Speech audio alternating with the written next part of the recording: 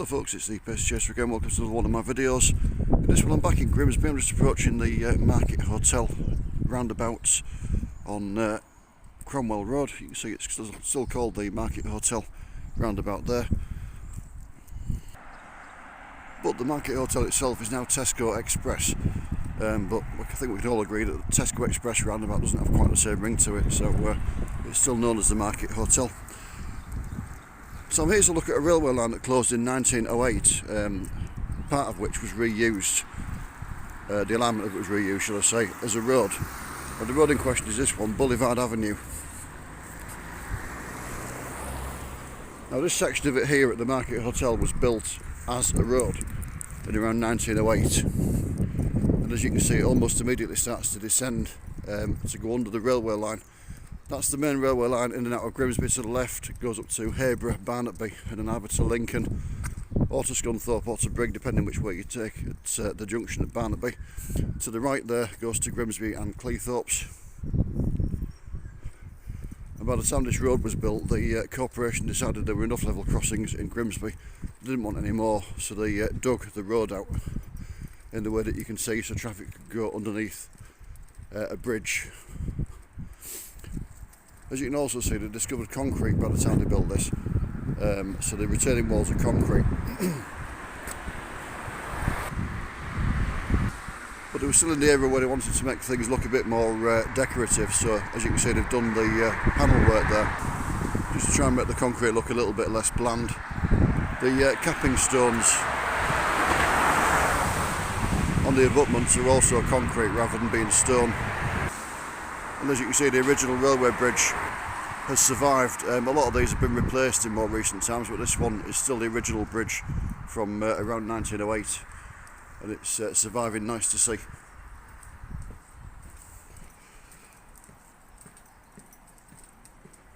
So just along there, in the area where Marsh Junction is nowadays, a line came off. It was built in 1879. By the Manchester, Sheffield and Lincolnshire Railway. It was known as the Greatcoats branch. And as I say, it came off roughly where Marsh Junction is nowadays, or Marsh West Junction nowadays. It ran alongside the main line for a little bit, and then when it got down here, it curved off to its left, and it swung round until it eventually came onto the alignment of this road.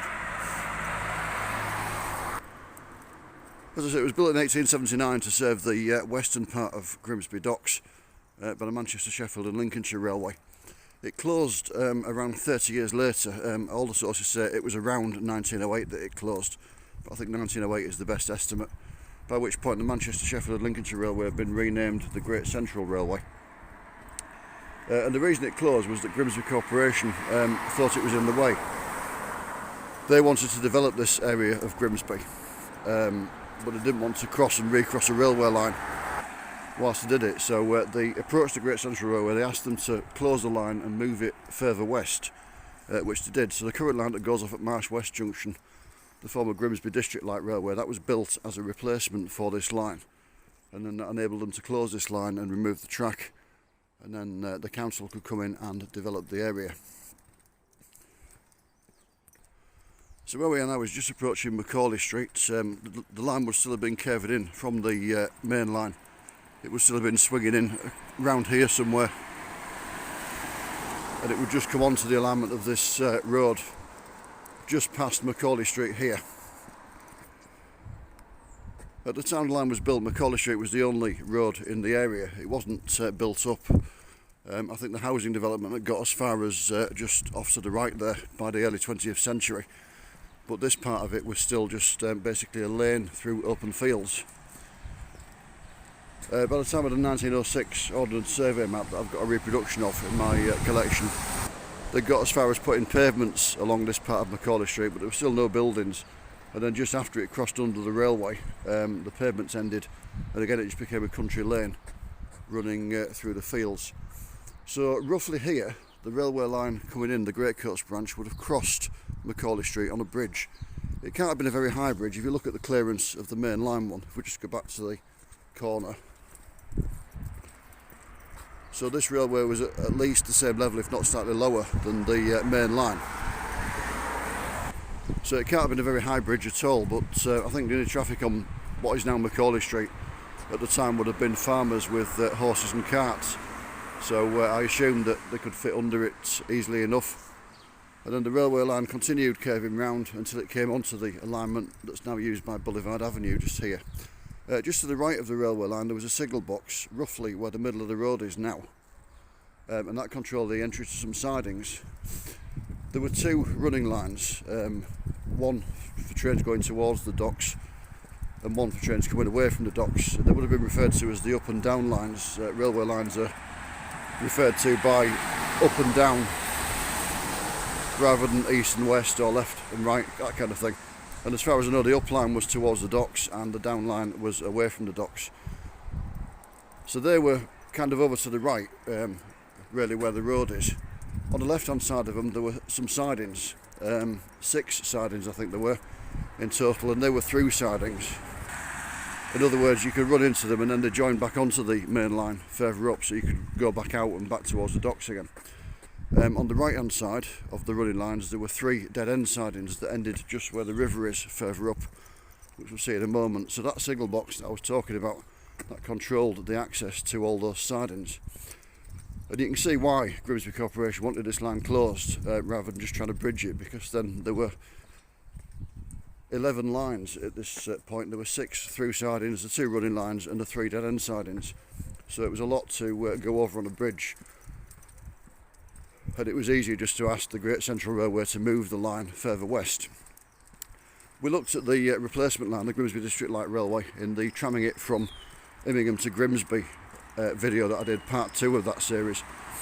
We talked about the Grimsby District Light Railway there.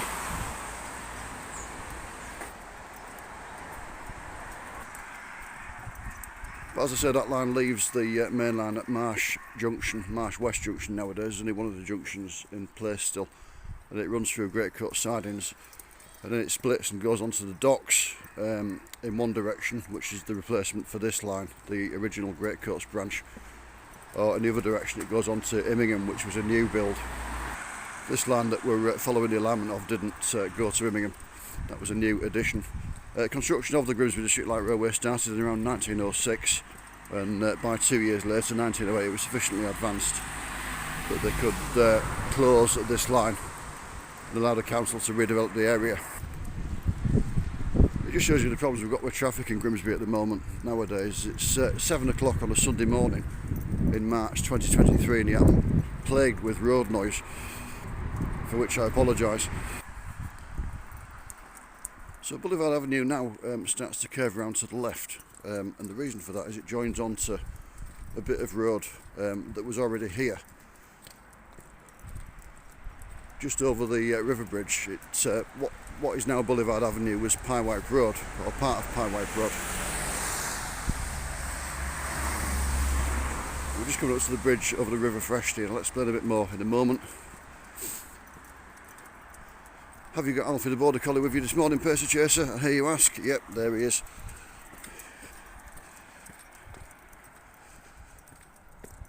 So this is the bridge over the River Freshney. The left-hand wall of it is roughly where the left-hand wall of the railway bridge would have been.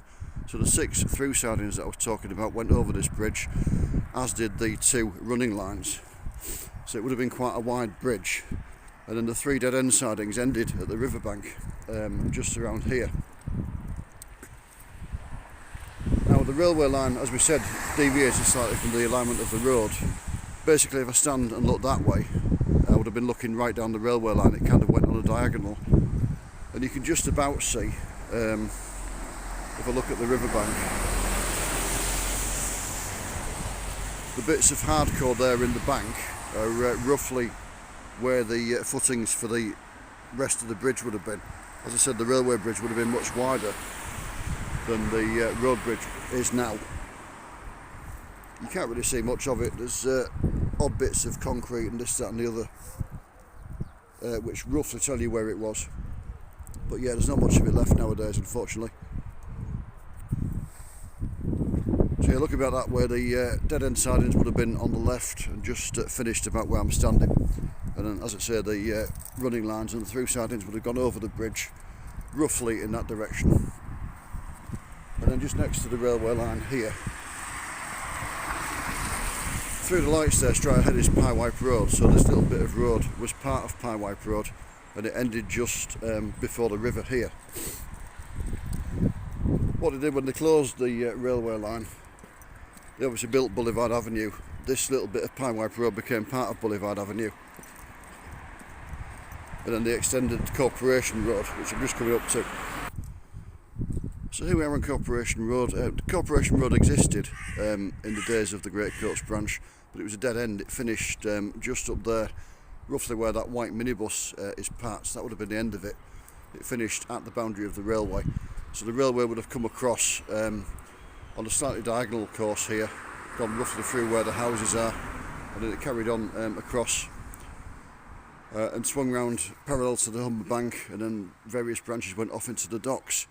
There's nothing left to see over there. There's no point in going much further because behind those houses there's some industrial units, then there's the A180 trunk road, and then there's the docks themselves, which have been massively redeveloped. Just have a look back round the corner, looking back down Boulevard Avenue where we've just come from. So when the railway closed in around 1908, Corporation Road was extended to meet up with what had been Pyewipe Road. As I said, this little bit of Pyewipe Road became Boulevard Avenue. Gilby Road just down there was built 4 years later when the Grimsby and Immingham electric railway arrived, the tramway that ran between Grimsby and Immingham, and the focus of the video, tramming it from Immingham to Grimsby, that I mentioned earlier. But 4 years later, when that arrived in 1912, this area had been built up, so you can see how much building had taken place in that 4 year period. The builders must have been waiting for the last train to finish running. But anyway, that's it for this one. I'm just going to nip round to Adam Smith Street further up. Apparently there's a little bit of the old railway that ran off this line, the Great Coats branch, still in the road. So I'm going to have a look at that in a separate short video. But in the meantime, for this one, thank you for joining us. Take care of yourselves, and we'll see you again soon. Bye for now.